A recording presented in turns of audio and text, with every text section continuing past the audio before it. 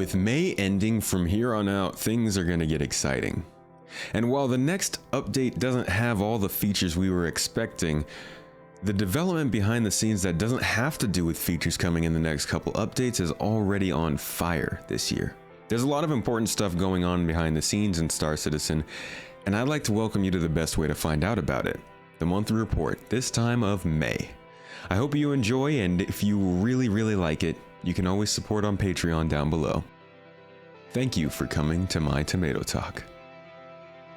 And thanks to my newest supporters Sam99 and Mweckenschwarm.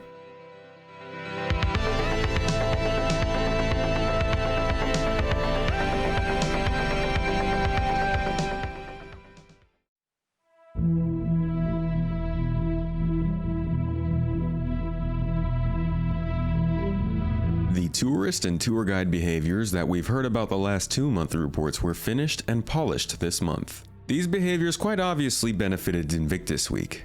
The security behavior that has also been previously mentioned was fully designed and prototyped as well. While this shows the difference between a guard, enforcer, greeter, or info provider, it also provides a look at the AI we will likely deal with when the new security improvements are brought to the game. The content team also worked on developing the hospital background life for the medical room when players respawn. Another reminder of the major changes coming to the life, death, and respawn system in the near future. The AI team further developed combat, introducing the ability for enemy fighters to finish off their targets. Okay, not gonna lie, the first time I read that, I thought they were talking about spaceships doing special Gundam-style finishing moves. But no, this is about hand-to-hand combat. However, on that spaceship side of things, AI has received improvements to their missile consumption dynamic, allowing the pilot to decide when to fire missiles based on spreading damage out over a range of targets across the battle in order to soften up those targets.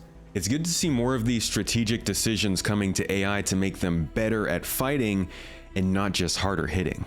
For those who are unaware, there will actually be archetypes of different fighters you encounter in the game, so some may be not so great at using missiles, while others will be very good at manning turrets.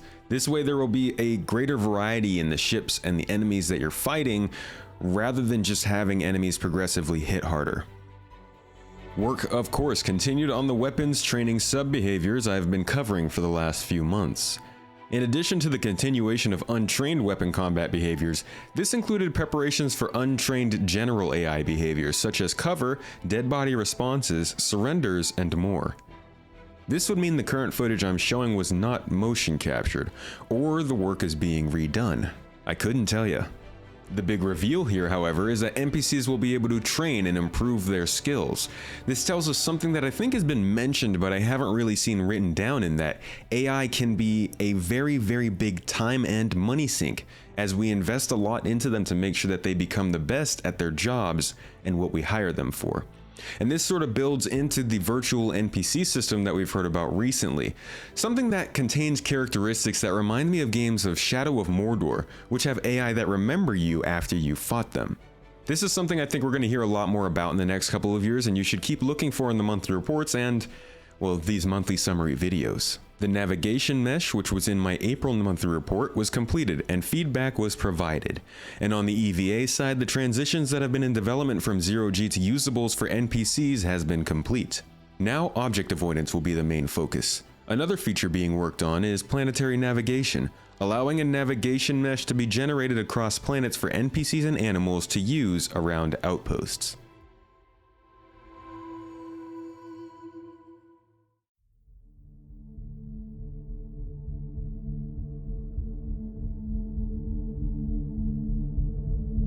Last month, Animation worked on a huge list of bespoke animations, things like dead body reactions, medical revivals, searching behaviors, and more. They also supported new vehicles and built testing rigs for 2 creature types and a salvage tool.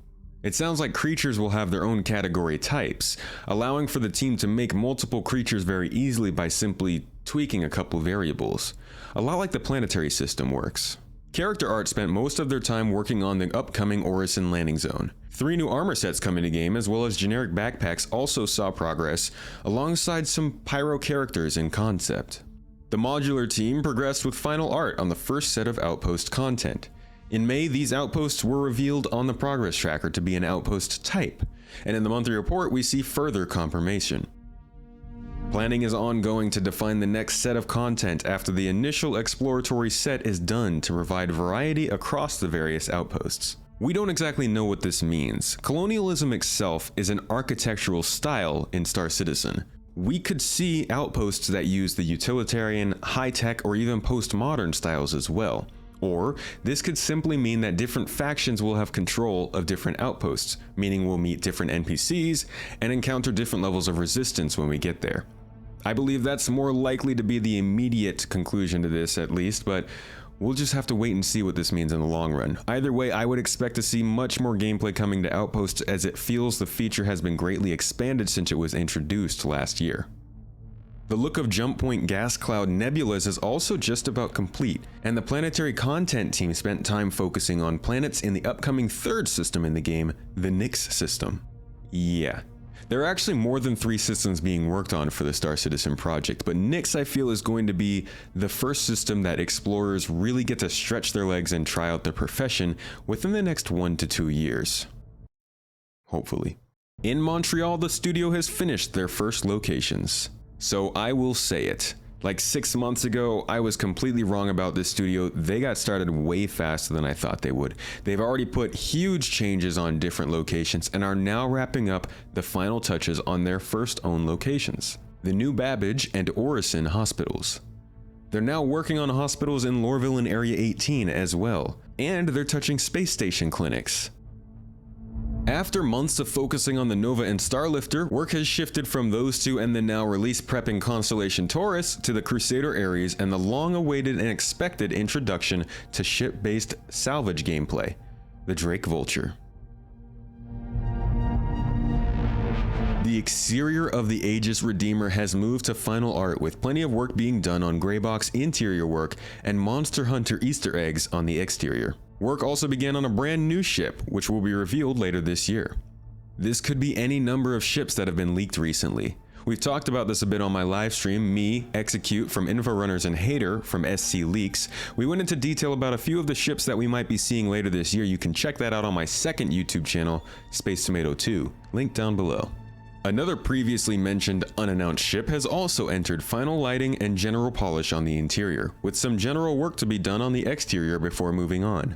While art is close to complete, it could still be a ways off. That being said, besides the fact that we've only seen it invisible thus far, I think we've seen enough of this ship to guess that it's pretty close at hand. For those of you who haven't been following closely, it's most likely the 400i. In fact, I think I made a bet about it being the 400i or something. So I will eat an entire piece of cilantro if it doesn't come out by 3:15. I don't know. The Aegis Saber is nearing the end of its gold standard run, getting ready for the release of Squadron 42 on the art side. And the Retaliator is well underway, seeing changes to the doors, corridors, airlock, and lift. This also coincides with the modularity that is coming to the Retaliator this year.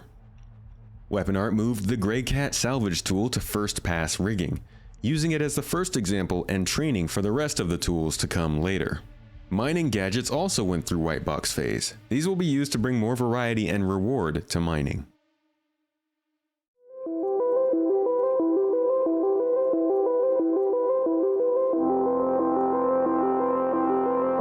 The engine team made progress in optimizations on many areas such as sign distance fields and progress further on the Gen 12 renderer.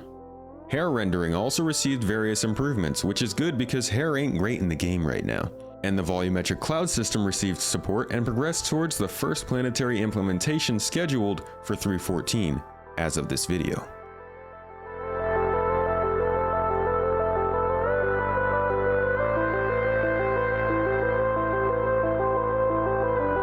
Alright, we're gonna start out features with a nice little fun one for you. Here's the full description of the first iteration of medical gameplay.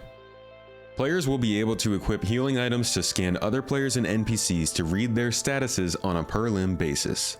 This will be displayed in an AR overlay, like something you'd see in Fallout.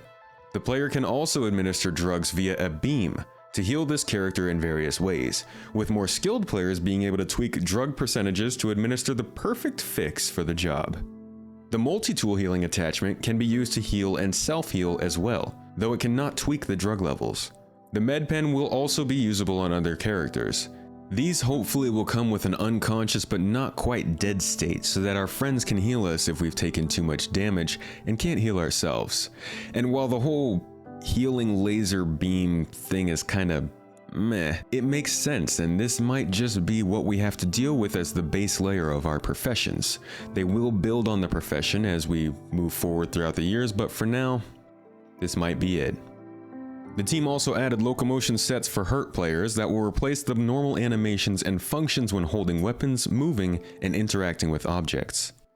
The gameplay features team worked on the upcoming Asset Manager, which will continue for them for a couple of months leading up to the newly scheduled date for physical inventories, October. The app can now pull and display information from all inventories associated with a player, showing what you own and where it's stored. The team is also discussing the ability to filter these items out by way of search for this first implementation. The team also progressed on the Monumental Cargo Refactor. Alongside planning, this has seen the feature evolve into a unified inventory API, which allows for the previously mentioned tracking, as well as a unified inventory in a server-meshed environment. The process has yet to begin and is scheduled to take the entirety of the calendar year, most likely plus some, but the importance calls for months of planning and documentation. The care being put into this is indicative of the ongoing effort at CIG to improve stability and polish on initial feature implementations to ensure new players don't get immediately turned off by the jank, for lack of a better word. Internal testing is still underway for the next dynamic event, likely to be the elusive Ninetales lockdown. Keep an eye out for more reporting on this in the next month. The UK-based team worked on the new mining gadgets mentioned earlier, as well as loot crates which will spawn around the universe. The vehicle features team has moved on to jump point development and ways to implement other teams into their workflow to get the feature into the game. They also updated ship HUDs, a large feature I'll try to make a video covering within the next month or two. Missile operator mode, missile guidance, and the new power triangle system were finalized before the team began looking into drunk flying and driving behaviors to go with the new intoxication mechanics. Because I guess CIG is willing to believe that my already terrible flying isn't intoxicated.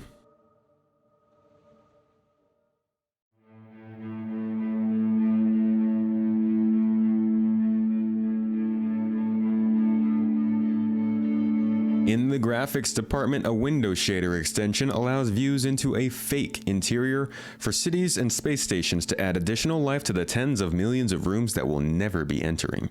Some long-standing bugs were remedied and optimizations were also made, and work continued on the Gen 12 renderer, which I had hoped we'd hear more about this month.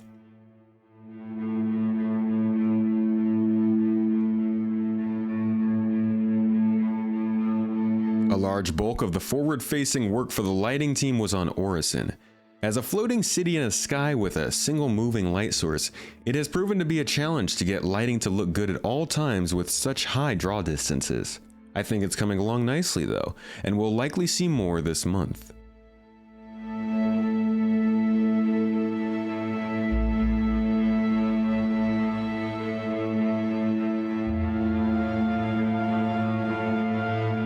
After an amazing display of the new systemic tools we've all been waiting for, work has wrapped up on the presentation and continued on the implementation of the features. The video will be linked below. I definitely recommend setting aside an hour to watch it if you'd like to understand how Star Citizen's macro-level AI will work. Work also wrapped up on the Super Pcache for Alpha 3.14. This reportedly allows the Pcache to spread over multiple workers. I don't know what that means, but it looks like this could be a system that hangs around even after iCache is implemented. Progress was also made on server meshing, so take of that what you will.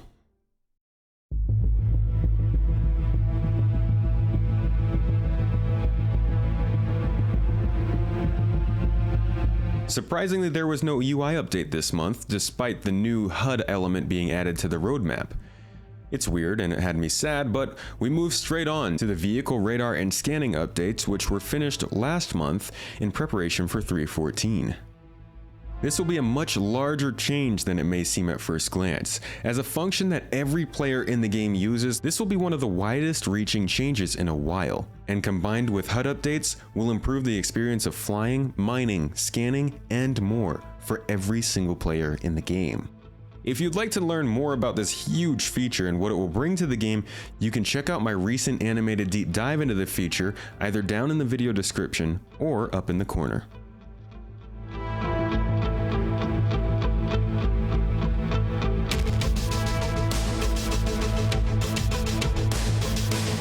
VFX worked quite a bit on Orison's effects and continued to develop fire hazards, something we haven't seen in a while. The further development they've been doing lately is looking at how fire may spread through a futuristic space vehicle, blowing fuses and spreading by leaked coolant as an example. That was my wish list, those weren't listed. And finally, the much anticipated new particle lighting system was added to the game. With 3.14 or a following patch, we may see a noticeable overhaul in some aspects of lighting. Keep an eye out.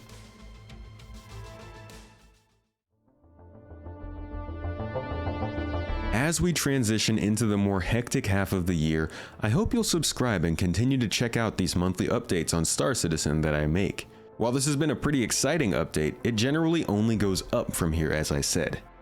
And if you want to get deeper with this stuff and even help to support the production of this content, you can always support me on Patreon, where you'll get other perks such as early videos or these monthly reports typed out for you early and sent every month. And if you are still here, I'm guessing you want a secret code for that giveaway I'm running. Well, the code this month is 101104.